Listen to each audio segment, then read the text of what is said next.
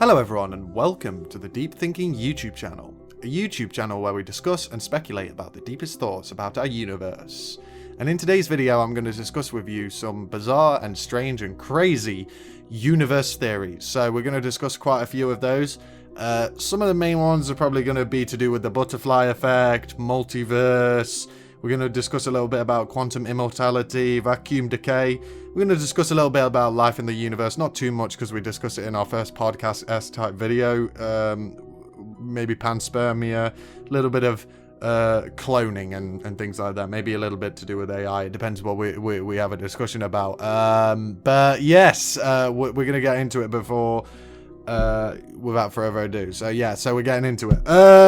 Multiverse. Let's discuss multiverse and infinite universe. Something that's in the pop culture, I guess, quite a little bit now is the multiverse.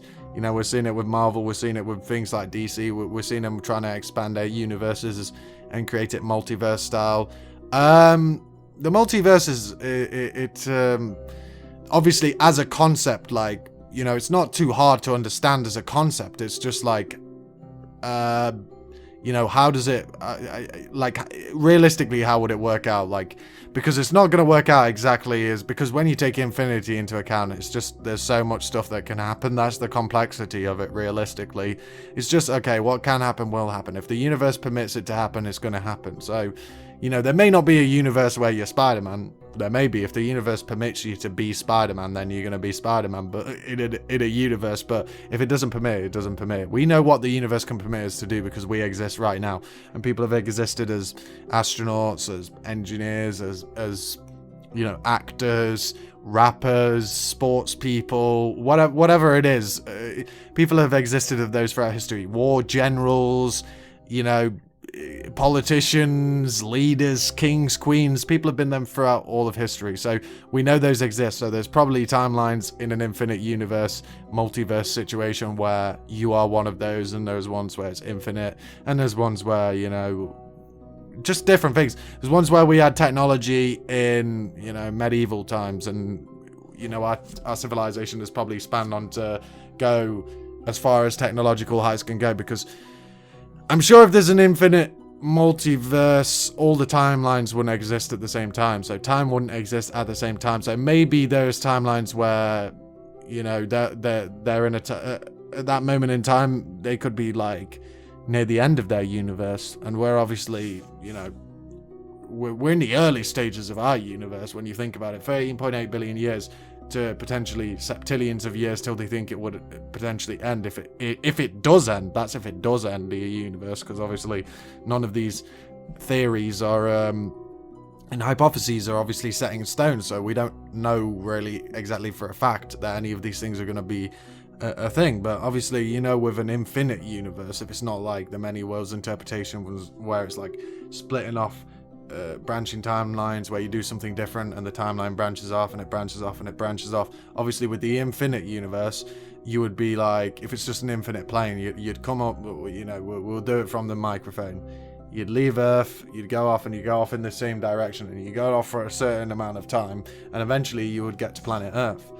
But it would be a different planet Earth, but the same one, where you've done something slightly different, or it's, you know, very, very, very similar to what you're experiencing. The further you go, the more obscure things would become, because, you know, the further through reality you're going towards infinite. Obviously, you can write down a number from now till you die, and, you know, you write in 99999999999, and it'll still never be. It'll still be 0% of infinite.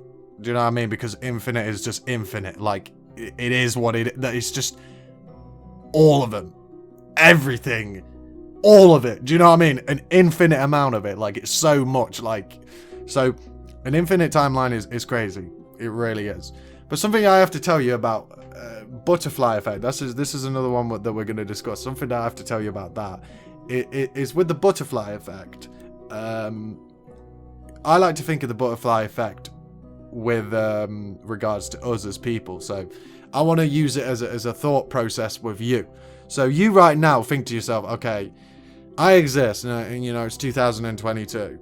You know, how long has life existed on the planet? Life has existed on the planet, you know, what was it, 3.5 billion years. Let's, we'll scratch that. Let's go to humanity's beginning, let's say a couple 100,000 years, right?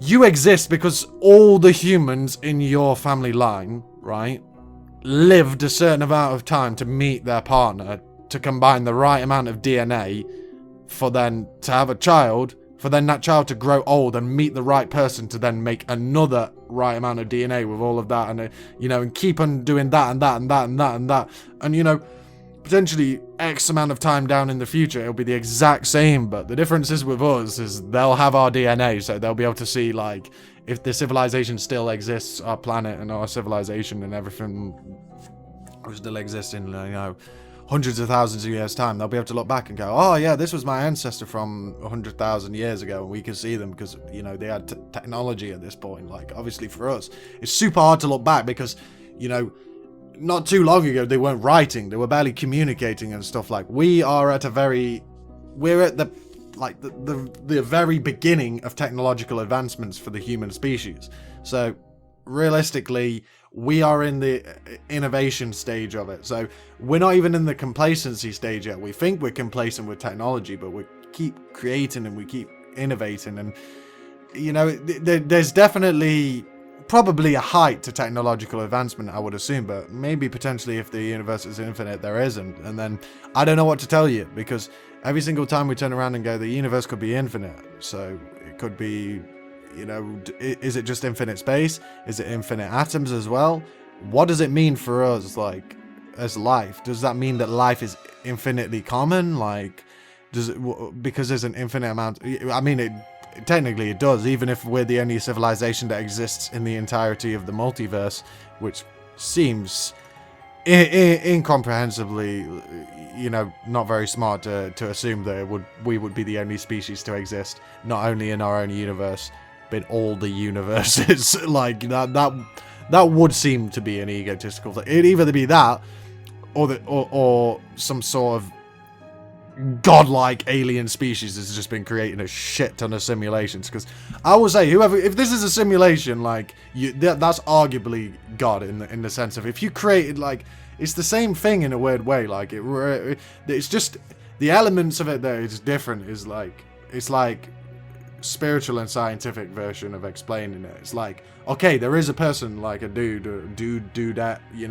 thing, it that created us, but realistically it's just something scientifically created it for a simulation, and then it's spiritual, spiritual realm. It's a deity with just who can do anything, right? Who knows what a technologically advanced society that created this could do. Like, things that we're seeing might not even be real. Do you know what I mean? So we don't know. Like, this could all just be fabricated. It could just be like brain in a jar. Do you know what I mean? Like they say, brain in a jar theory. They even think we could be a brain in the void of space. It would make more sense for it to come to exist that way than it would the way that it actually did. So that's a very, very strange one. But something to do with alternate timelines that I thought I'd mention to you that we have on this list to have a discussion about is quantum immortality.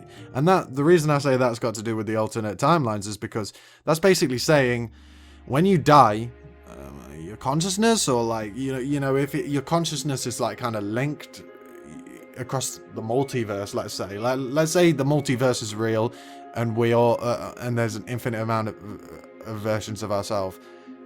Maybe we're all connected by this hive consciousness mind thing. I don't know if this is the exact thing that the quantum immortality is proposing, but it's like, it's along the same lines. It's basically that you transfer over into the other reality. So like, say for example, I'll use, when you hear these stories of people where they go up to a junction and they're about to turn, they're about to turn and they just think to themselves, all right, I'm just going to go for it. And then they get hit by a car and they crash. And then they find themselves going the same way. And then it's like, they like see themselves crashing or whatever it is.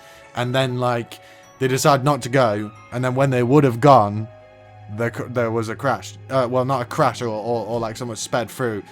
It's like, did the crash actually happen? And then like, they just like got transferred over to another reality, or is it just kind of some kind of thing where your senses are just like really heightened in that moment to where you just became aware of it because maybe you saw it in your peripheral vision? Like, I don't, it could, you know, it could be that peripheral vision thing for all I know, but it's an interesting thing to think about. Do not take that into like, oh yeah, that's a thing. And then, you know, that's why people call it quantum suicide as well. It's like, oh, you shoot yourself, you probably might turn up in another reality. And it's like, I don't think that risk is worth the experiment. Do you know what I mean? I really don't. If I wake up in another reality, I'm sure I probably won't realize that I'm in another reality. You know, because you would assume that if there is an infinite amount of realities and universes, that the closer the reality is, probably the more similar the reality is to your reality. So the ones that are further away from you are in a sense more obscure and more different to what you're experiencing.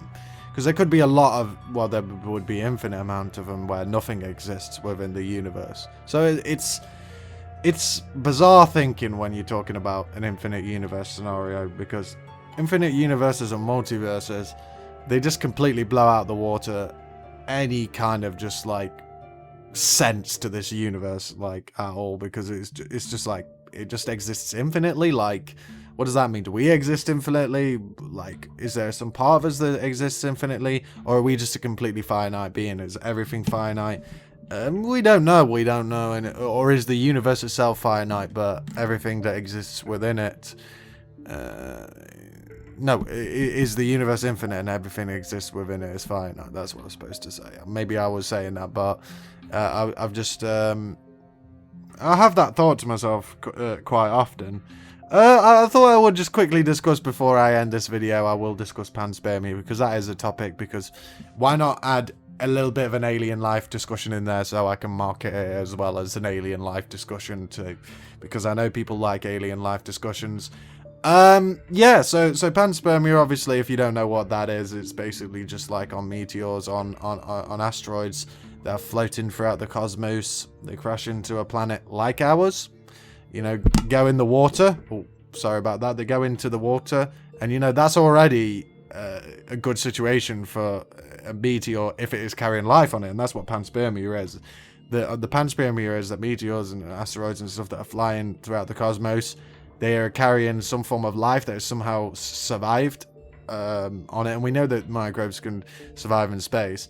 You know, if they're hidden well, we can see that it is possible that that's how life could have arose on this planet. Maybe it originated from somewhere else, which couldn't essentially mean that there is other beings out there similar to human beings, like, but maybe slightly different because the environment they exist in is a little bit different to ours.